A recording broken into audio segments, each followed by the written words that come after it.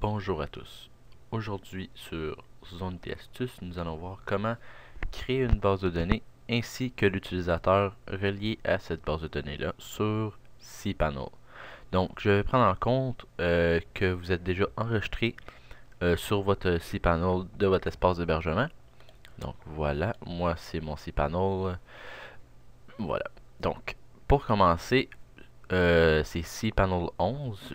Ça peut varier des fois, mais c'est environ pas mal la même chose pour toute plateforme d'hébergement. Donc, pour commencer, on va chercher base de données MySQL. C'est partout pareil. Donc, on va faire base de données MySQL. Créer une nouvelle base de données.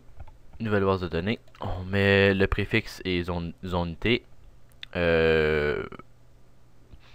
Je vais mettre par exemple, si on veut installer WordPress, je vais mettre WordPress. Mais par contre, moi, comme vous savez, ils ont été astuces, c'est sur un WordPress. Donc, on peut pas mettre deux fois le même nom. Donc, pour le test, moi je vais faire test. Mais on va installer plus tard dans la prochaine vidéo un WordPress. Donc, on va faire créer une base de données. Voilà. La base de données a été créée. Maintenant, il faut un utilisateur à la base de données. Donc, on va créer un utilisateur. Donc, ajouter un nouvel utilisateur. Voilà. Donc, je vais faire, par exemple, test 1. Avec un mot de passe. On peut faire un générateur de mot de passe. Donc, je vais prendre copier. Annuler. Voilà. Coller. Coller. Juste. Voilà. Bon. Créer un utilisateur. Donc, test 1. Moi, je vais juste prendre en note le mot de passe pour le prochain vidéo.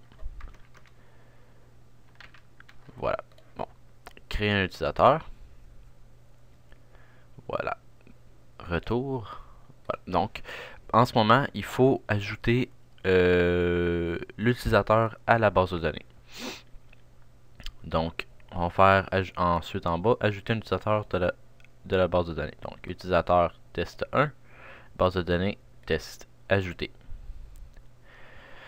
Là, on peut faire mettre tous les privilèges et ensuite aller les retirer à la fin de l'installation. Donc, on peut faire tous les privilèges pour l'instant et ensuite, à la fin de l'installation de WordPress, on viendra enlever quelques privilèges à l'utilisateur pour question de sécurité. Donc, on coche tous les privilèges, faire les changements. Donc, on fait un retour là-dessus. Et voilà. Donc, votre base de données a été créée et on a créé un utilisateur et on a ajouté l'utilisateur à la base de données. Donc, dans la prochaine vidéo, je vais vous montrer comment installer WordPress, peu importe sur quel hébergement, c'est environ pas mal toute la même chose. Donc, je vous dis à plus tout le monde.